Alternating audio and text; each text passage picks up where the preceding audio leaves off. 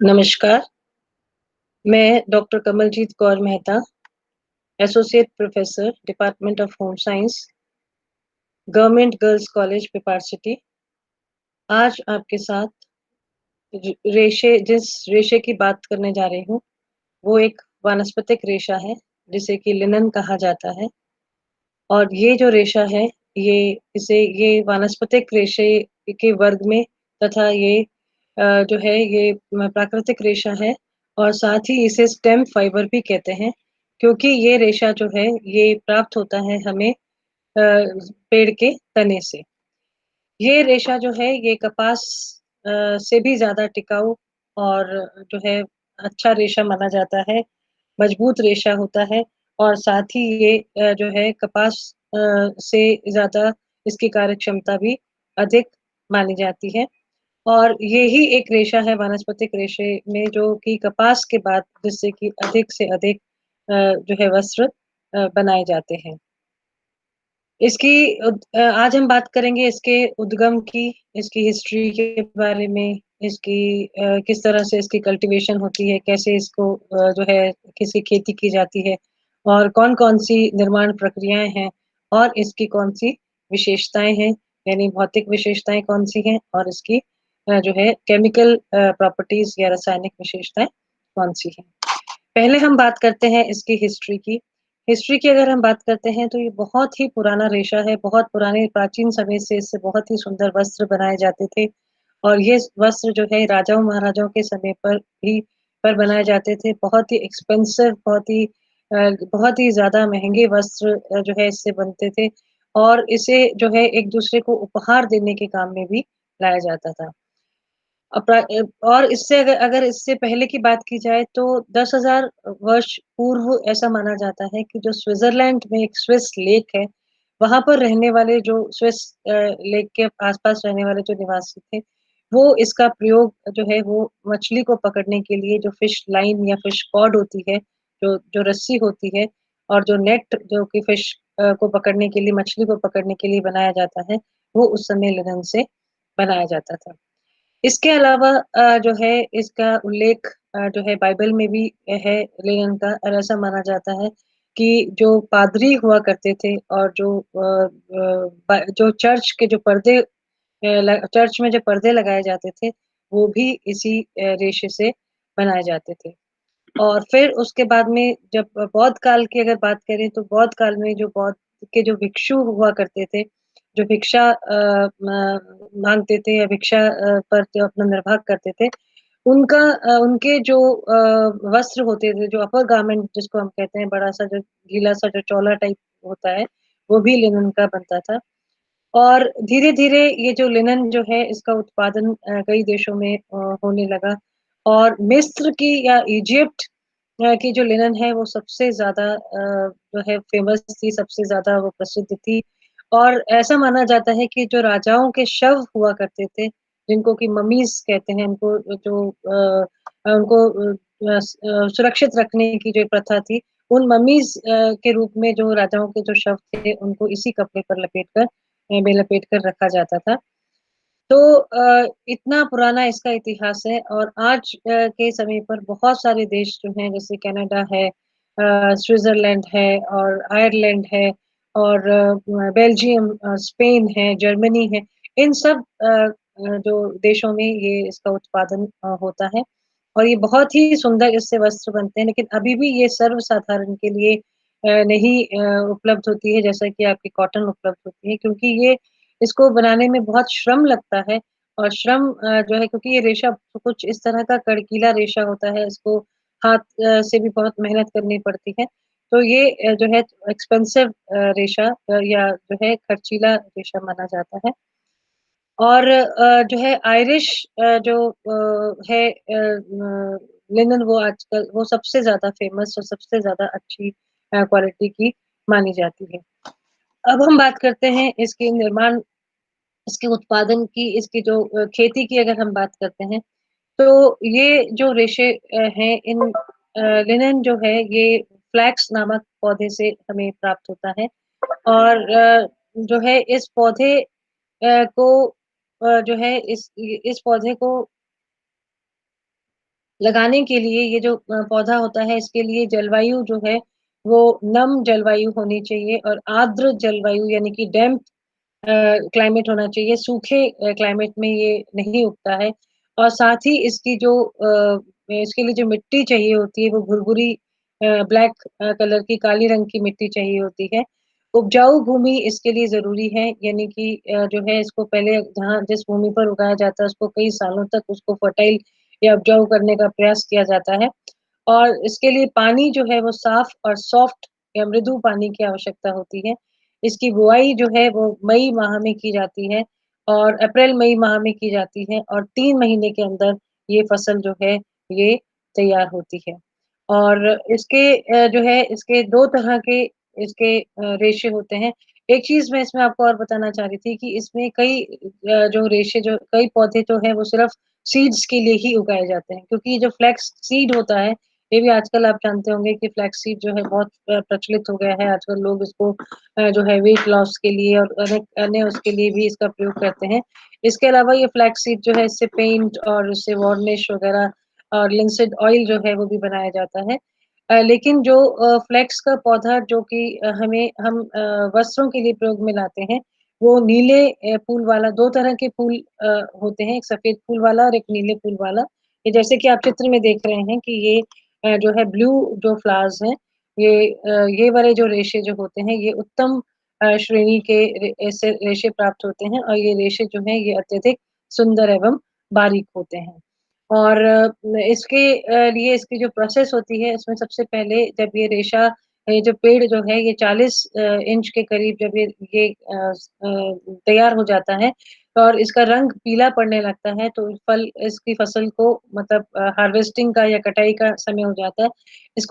इस रेशे को काटा नहीं जाता है, इसको जड़ से इसको उखाड़ा जाता है। क्योंकि यदि ये अगर इसको कहीं बीच में से काटा जाएगा, तो क्योंकि इसका रेशा तने के अंदर होता है, तो ये रेशा जो है खराब होने का जो है रुक्ष हो जाएगा, उसके अंदर जो सैप है वो निकल जाएगा और उतना अच्छी क्वालिटी का उत्पादन प्राप्त नहीं होगा। तो इसको जड़ से उखाड़ा जाता है और फिर इसके बाद में इसकी जो आगे की जो प्रिपरेशन होती है, उसकी 2 प्रोसेसेज़ होती हैं। एक तो होती है रिपलिंग जिसको कि सुखाना एवं सफाई करना कहते हैं। ये जो रिपलिंग होती है, ये सबसे पहली स्टेज होती है। इसमें पत्तियाँ और बीज होते हैं, उनको स्टेम्स से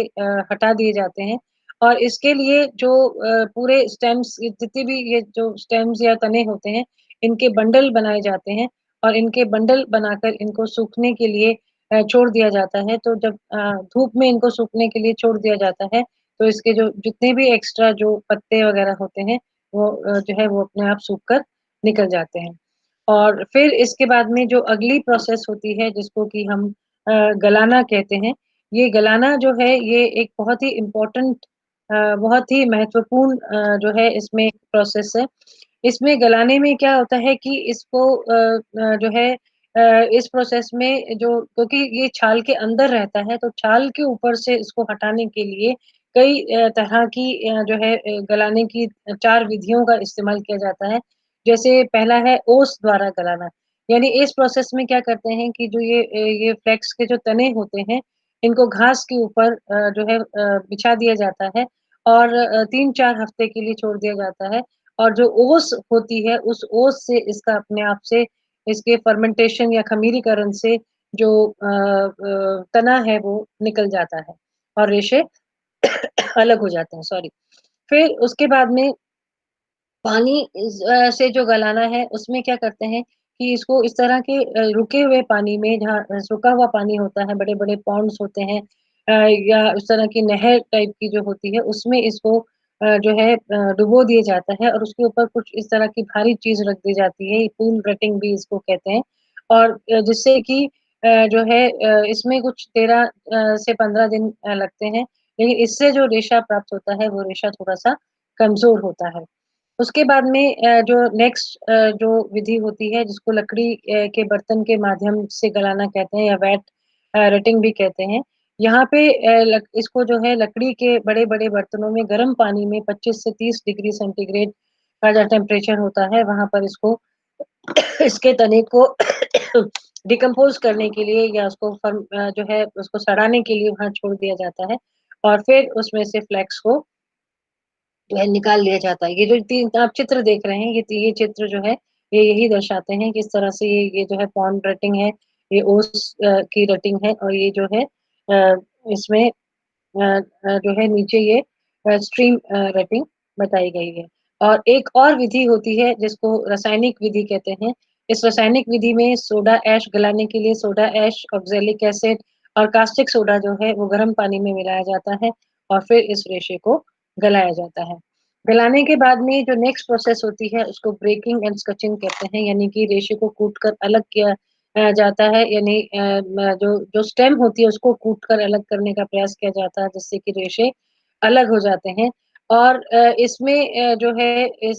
इसमें भी रोलर्स का प्रयोग किया जाता है जिससे कि जो है छाल अलग हो जाती है और रेशे अलग हो जाते हैं। और ये जो जिसको स्कचिंग कहा गया है या जिसमें ये प्रोसेस जो है ये हाथ से या मशीन दोनों से की जा सकती है और मशीन से जो टुकड़े होते हैं उनको अलग कर लिए जाते हैं और इससे जो है फाइनली जो फ्लैक्स के जो फाइबर्स हैं वो रेशे से अलग हो जाते हैं। ये सारे जो चित्र आप देख रहे हैं ये प्रोसेस दर्शा रहे हैं। और इसके बाद में जो नेक्स्ट प्रोसेस होती है जिसको हम कंघी करना कहते हैं या सफाई करना कहते हैं, हेकलिंग विधि जो है, इस हेकलिंग विधि में क्या होता है कि एक आयरन की एक कॉम्ब होती है और उस आयरन की कॉम्ब से जो है उसको को कंघी की जाती है और जिससे कि जो है जिससे रेशे जो है वो सुलझ जाते हैं और इस प्रोसेस में भी रेशे जो है वो बड़े रेशे और छोटे रेशे जो हैं वो अलग हो जाते हैं। छोटे रेशों को टो कहा जाता है और जो बड़ा रेशा होता है उसको लंबे रेशे जो होते हैं उसको लाइन कहते हैं और जो फाइन क्वालिटी के जो रेशे होते हैं वो लाइन से ही बनते हैं और इनकी लंबाई जो है ये 12 से 20 इंच के करीब होती है। और फिर इसकी रेशे की कटाई की जाती है, लंबे रेशों से कटाई करना सरल होता है, लेकिन इसमें क्योंकि प्रत्यास्थता और तन्यता का अभाव होता है इसलिए इसकी कटाई को बहुत सावधानी से किया जाना चाहिए। ये सामने जो आपके जो प्रोसेसेज़ आप देख रहे हैं, ये जो चित्र में ये कटाई की किस तरह से कटाई की जाती है, ये सूखी शुष्क कटाई है, ये आर्द्र कटाई है और इसमें जो है एक खास तरह की मशीन का प्रयोग किया जाता है जिसको स्प्रेडर कहते हैं और एक और खास बात इसके लिए ये है कि जब इसकी कटाई की जाती है, तो उस वहाँ का वातावरण जहाँ पर कटाई की जाए, वो नम होना आवश्यक होता है। उसके बाद में अब ये करघे पर इसकी जैसे आप ये देख रहे हैं 2 चित्र दिखाए गए हैं। इन 2 चित्रों में आप देखिए किस तरह से करघे पर इसको जो है कपड़े को बुना जा रहा है और बुनाई जो है इसकी जटिल कार्य है, लेकिन प्रत्याशा और तन्यता के अभाव के कारण धागे बहुत जल्दी टूटने का डर रहता है। इसलिए नमी युक्त वातावरण में बुनाई की जाती है और साथ ही एक खास तरह का लेप जो है वो इस पर लगाया जाता है जिससे कि करघे पर होने वाले जो भी झटके या जो हैं उसको सहने की क्षमता इस पर विकसित हो सके। और सभी तरह की बुनाइयों का प्रयोग इसमें नहीं किया जा सकता है, लेकिन जो मुख्य बुनाइयाँ हैं, वो है सादी बुनाई, साटिन बुनाई और जैकेट वीव। जैकेट वीव आप सोच रहे होंगे क्या होता है? ये जो आप देख रहे हैं, ये जो बुनाई है, ये जैकेट वीव कहलाती है। और फिर हम बात करते हैं लिनन की विशेषताओं की। इसकी विशेषताओं को हमने 2 भागों में बाँटा है। पहला है इसकी जो है भौतिक विशेषताएँ। भौतिक विशेषताओं में क्योंकि ये वेजिटेबल फाइबर है, ये वानस्पतिक रेशा है, इसलिए इसमें सेल्युलोज़ जो है या की मात्रा जो है वो 60 टू 65% इसमें सेल्युलोज़ होता है और 25% इसमें जो है पेक्टिन नामक जो है एक मोम जैसा या आप ये कह सकते हैं कि गोंद जैसा एक पदार्थ इसमें होता है। लंबाई जो है ये इसकी लंबाई जितने भी वानस्पतिक रेशे हैं सॉरी जितने भी ये जो प्राकृतिक रेशे हैं उसमें इसकी लंबाई सेकंड नंबर पर आती है। और फर्स्ट नंबर नंबर पर हम जब बात करेंगे रेशम की तो आप जानेंगे कि रेशम रेशम जो है वो सबसे लंबा प्राकृतिक रेशा होता है। अनुवीक्षणीय रचना की बात करें तो इसकी जो अगर इसको हम माइक्रोस्कोप में देखते हैं, तो ये जो है लंबे रेशे जो हैं ये एक इस तरह के सिलिंड्रिकल रेशे दिखाई देते हैं जिनके दोनों जो एंड्स होते हैं वो दोनों टेपर्ड एंड्स होते हैं और बीच-बीच में जैसे कि जो है हम बाँस की रचना देखते हैं, तो बाँस में कहीं-कहीं बीच-बीच में गाँठें दिखाई देती हैं, वैसी ही गाँठें जो हैं वो पेक्टिन की वजह से जो कि इसमें जो है मोम जैसा जो पदार्थ होता है, जैसे मैंने आपको बताया पेक्टिन जो है उसकी वजह से ऐसी गाँठें दिखाई देते हैं। मजबूती में ये काफ़ी मजबूत रेशा होता है और इसकी जो है मजबूती की जब अगर हम बात करते हैं, तो मजबूती में जो है इसको ये काफ़ी मजबूत रेशा माना जाता है। इसके लिए जो है मजबूती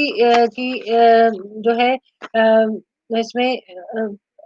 सेकंड नंबर पर इसकी मजबूती आती है और इसकी भी जैसे कि कॉटन की मजबूती बढ़ जाती है गीले होने पर, ऐसे ही ये भी 20% जो है इसकी मजबूती बढ़ती है और ये चमकीला रेशा होता है, इसमें अच्छी-सी चमक होती है। रंग में ये हल्के पीले से गहरे पीले रंग का रेशा होता है और तन्यता और प्रत्यास्थता का इसमें अभाव होता है, जैसे कि मैंने अभी पहले आपको बताया इसकी निर्माण प्रक्रिया में, कि प्रत्यास्थता जो है इसमें कम होती है और इसको जल्दी से झटके से टूटने का इसमें डर रहता है, हालाँकि इसकी प्रत्यास्थता को कृत्रिम रूप से बढ़ाया जा सकता है। और फिर हम बात करते हैं ताप संवहन की, ये ताप का सुचालक होता है और इसीलिए ये शरीर की गर्मी को बाहर निकालने में मदद करता है, इसीलिए और ये बहुत ही सॉफ्ट जो है इससे फाइबर फैब्रिक बनते हैं और जो है गर्मी में के मौसम में इसको बहुत जो है ये कूल फीलिंग देता है। तो जो है इसको इसका प्रयोग गर्मी के मौसम में किया जाता है।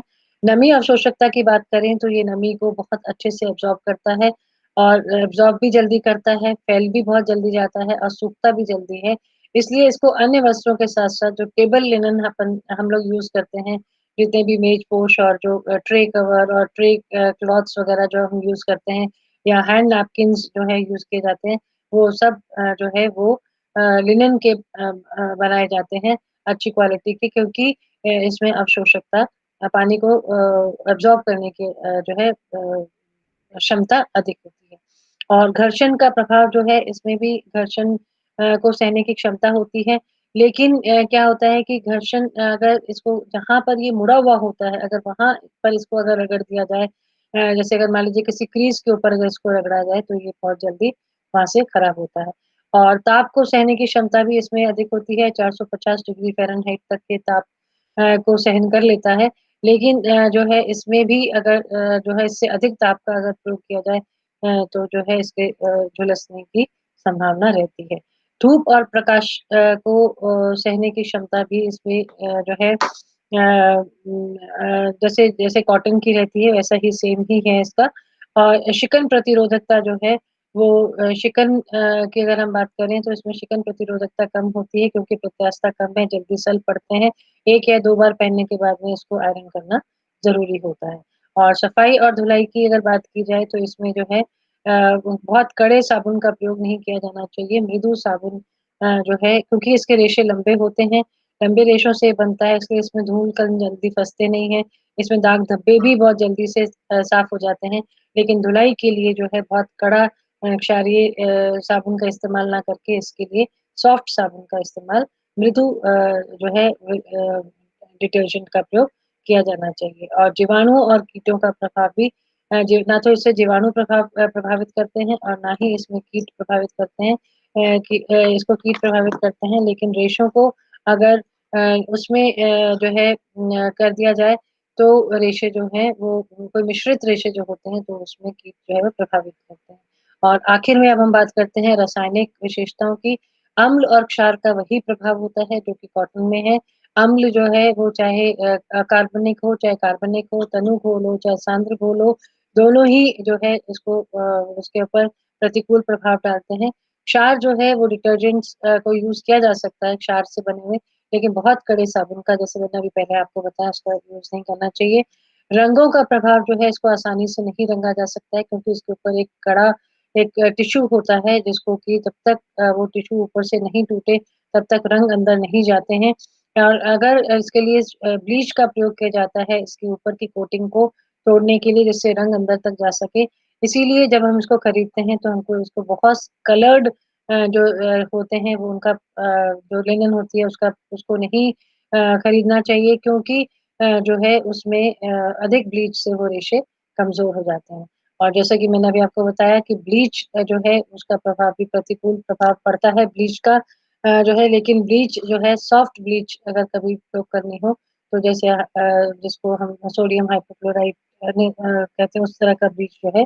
वो प्रयोग किया जा सकता है। और आखिर में हम बात करते हैं पसीने की। पसीना इसको कोई बहुत ज़्यादा प्रभावित नहीं करता है, लेकिन अगर पसीने की प्रकृति जो है वो अम्लीय होती है, तो वहाँ से वस्त्र जो है वो निर्बल और कमज़ोर पड़ जाता है। तो यहाँ पर जो है मैं अपनी बात को समाप्त करती हूँ और जो है आप यही कहना चाहती हूँ कि जो है लिनेन का रेशा जो है, ये बहुत ही अच्छा जो है बहुत ही अच्छा रेशा है और इस रेशे का प्रयोग जो है वो इसके बारे में जो ये मैंने आपको जानकारी दी, ये मैं समझती हूँ कि आपको काफ़ी इसको ये इससे आपकी इन्फॉर्मेशन बड़ी होगी। धन्यवाद।